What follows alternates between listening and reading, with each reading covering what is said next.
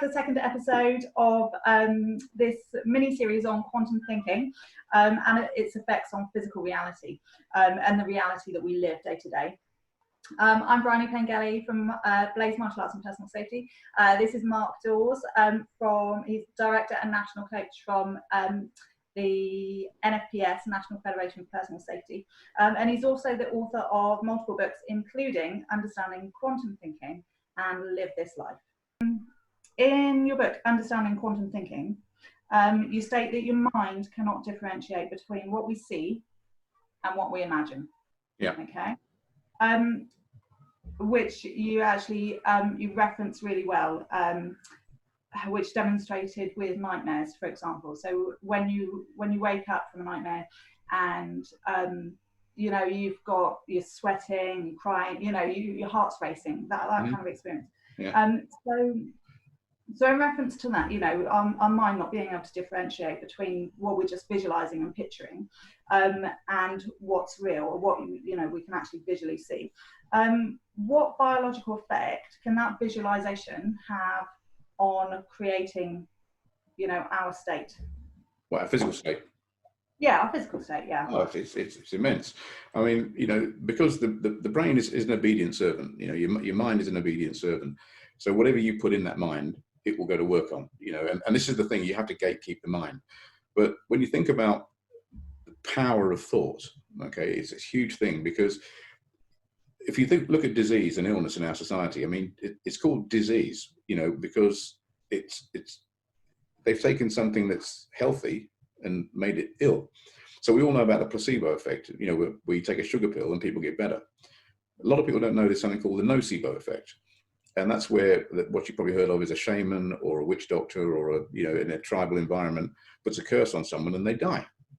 Well, when they autopsy these people, there's nothing wrong with them. They believe that the person's got the power to kill them and curse them because it's in their culture. So when that person says you're going to die because you're a bad person, they die. So it's massive, massive physical effects on our body. And there was research done by Harvard University and Hull University. And, you know, one of those research shows that you can actually increase muscle mass by visualizing it. Okay, so if you're in the gym and you're lifting weights, trying to get your muscles bigger, if you close your eyes and actually go inside the muscle and imagine the muscle growing, I can't remember what the percentage is, but you certainly get an increased percentage muscle mass growth. And the same thing happens with weight loss. Because think about it, you know, I mean, you know people probably who've gone on diets and they're doing really well because they believe the diet's working. And then they meet a friend down the street or down the pub and they say, oh, you've lost some weight. Yeah, well, what are you on? I'm on the ABC diet. Oh, brilliant. Yeah. Yeah, it's working well for you. Yeah. They go, yeah, I was on that diet. Well, yeah. It stops working at about 2 weeks, 3 weeks in, and then you put all the weight back on. And they go, right. And then they start to believe that.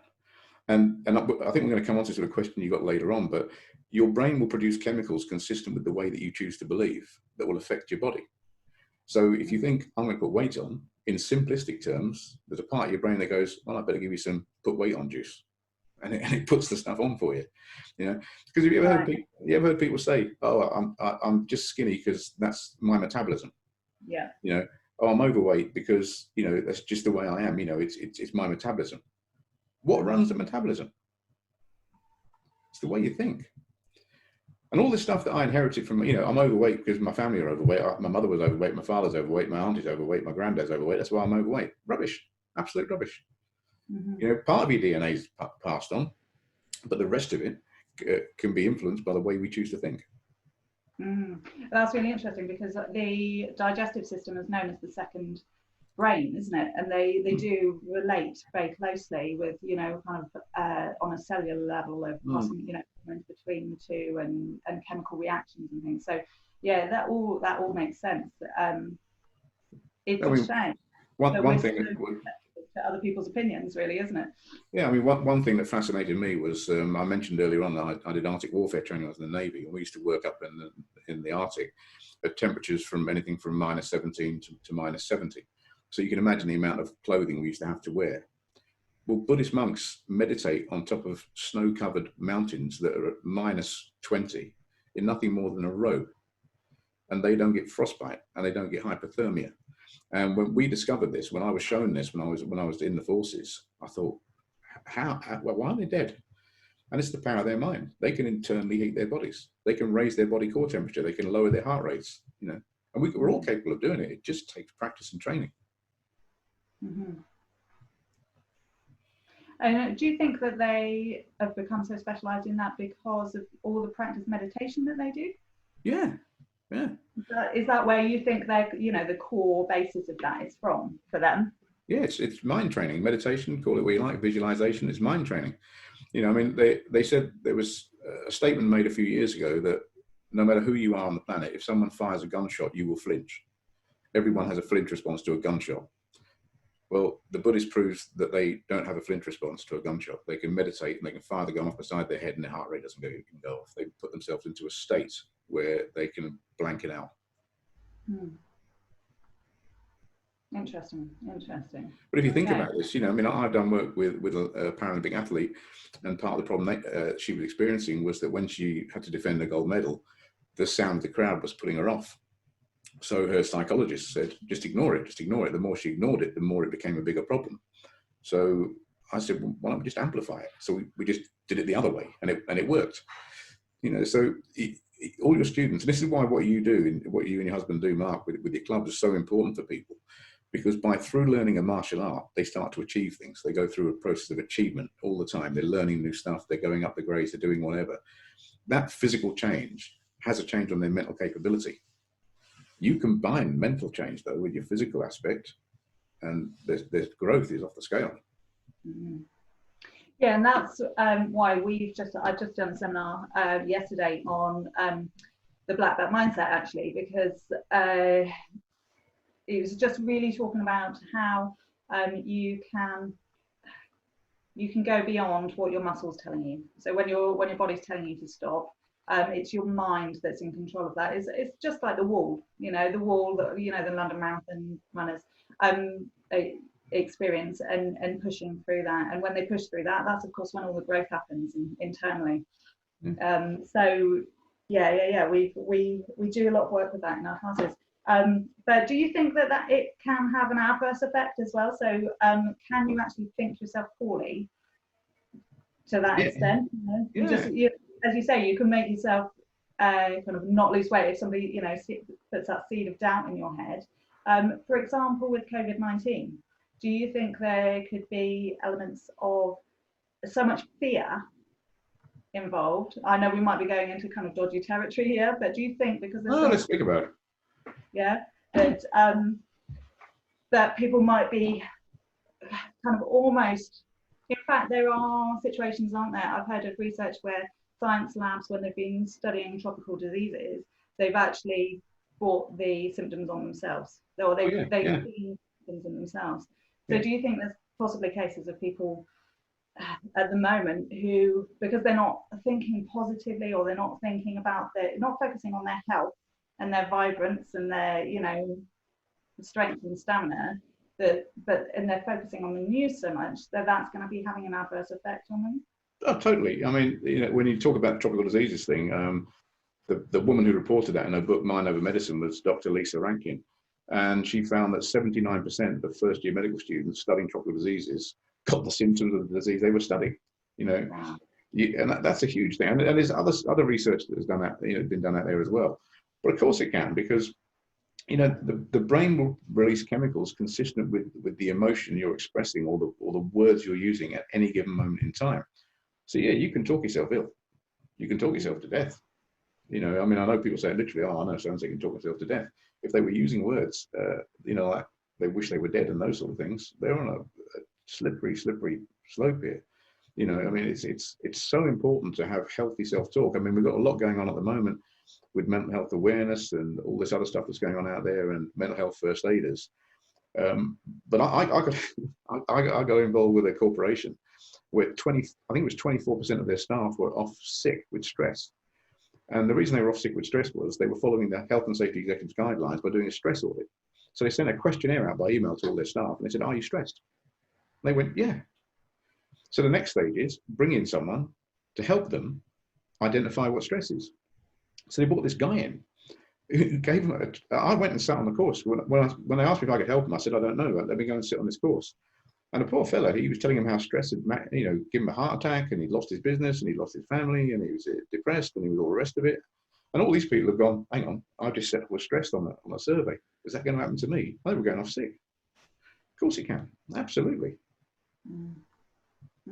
Okay. So how's the best way to tackle that? So kind of knowing all of this, what do you take, what's your step-by-step recommendations for eliminating negativity and transforming it into something more positive that people can use to aid their lives? Right. Have you got kind of, process that you go through? Yeah, I think the first thing is to understand why we get so negative, because there's nothing wrong with people. We have a part of our brain that was designed when we first appeared on the planet, if you like, that's designed to protect us from threat. So when we were wandering the savannah or wherever we were, you'd come across a snake or you'd come across a saber-toothed tiger, and this brain would pick it up early and go, you need to run, or you need to go and hide, or you need to do whatever.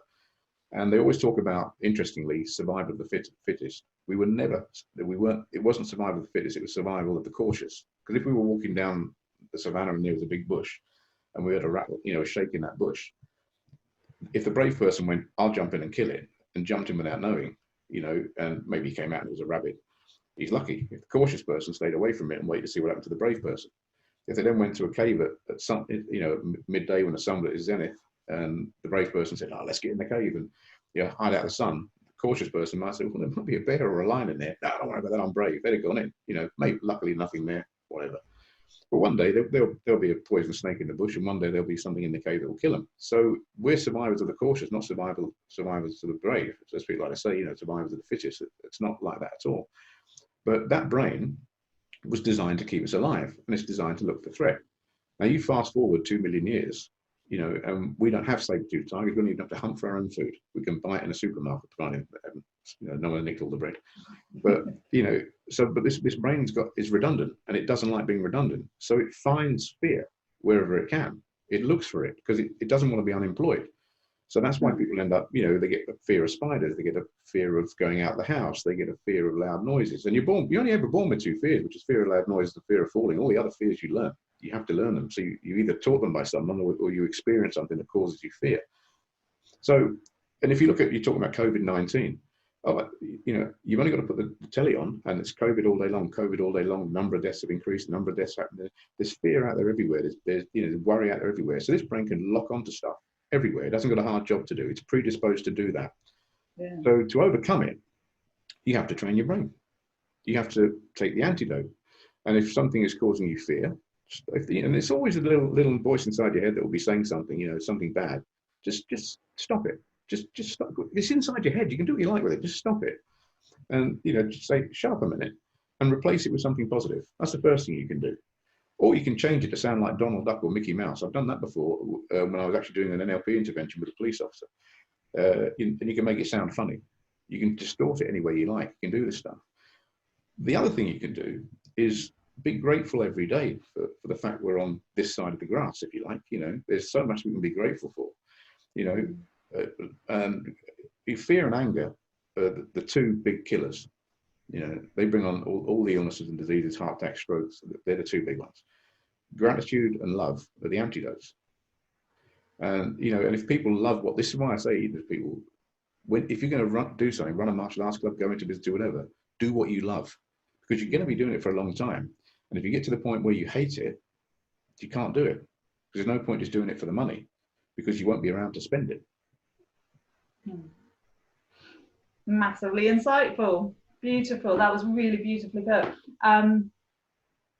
Yeah, that's really interesting. So I guess the essence of that is to be really mindful about where you're spending your thoughts. Yeah. That's the first step, isn't it? Yeah. You would never give your child to an abuser. You would never knowingly hand your child over to an abuser. You wouldn't do it. But if you let that child be influenced by negative self-talk, that's just as bad in my book. But we allow ourselves to do it to ourselves too. I mean, I don't go to the pub much. I don't go at all, actually. I've stopped going to the pub, because I'll tell you now, any pub you like, and people watching this, they can go and figure this out for themselves. On the left-hand side of the bar, by the toilets, that's where the Fellowship of the Miserable sit. And their sole job in life is to suck the life source out of people that come in the pub. So if you go in there and they say, you had a good day? So, yeah, oh, lucky. Yeah. Well, what's wrong? Oh, I've had a bad day. Oh, I ain't got money, I ain't got this, I ain't got that. They've been there. How do people go in a pub at 10 o'clock in the morning and stay there till 5 o'clock at night and they've got no money? I've never understood it. But they attract other people around them and they just drain the life source. I won't hang around negative people. I can't do it. Yeah, you almost have to guard it, don't you? You have to guard it, even with conversations, because yeah, you can pick up on it with just individuals that you come across throughout your day. It doesn't have to be like, yeah, you have to be careful who you keep as company, don't you? Because that's going to have a negative impact. How do you deal with people like that? I ignore them or avoid them. Seriously, I will physically walk away from someone, and I've done it on numerous occasions. Yeah. Or I'll tell them, when they come on a course, so you've probably experienced it. I'll say, look, it starts and stops with you. I can't put my hand inside your head and squeeze that hypothalamus and choose what chemical you toxify or nurture yourself with. That's down to you. And I use the example. I say, if I tell a joke now in front of this class, and 50% of you find it, offensive, and 50% of you find it, funny, who's right? And they're all right. They choose how they wish to interpret the information that's presented to them. Right?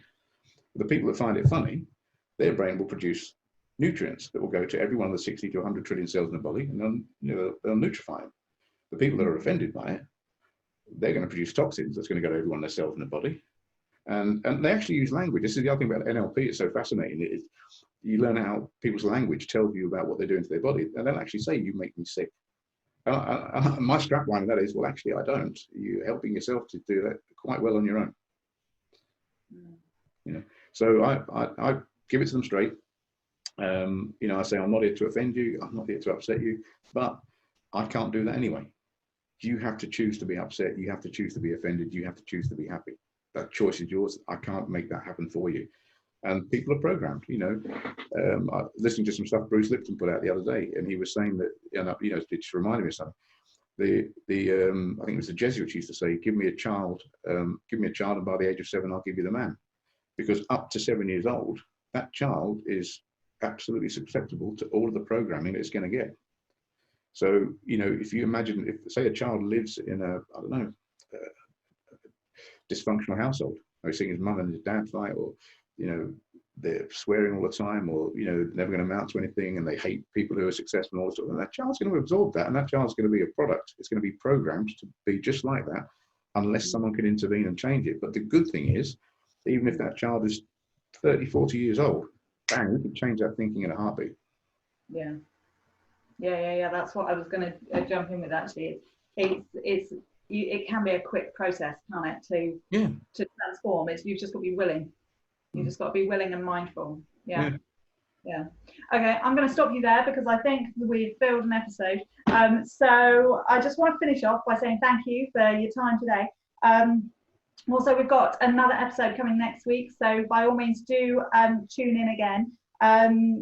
If you want to find out more, but you can't wait until next week, then Mark has kindly offered to share one of his books, Live This Life, with us completely free for viewers. So if you want to get hold of that, then just click on the link. It'll be like in the comments below or above, and you can access your free PDF.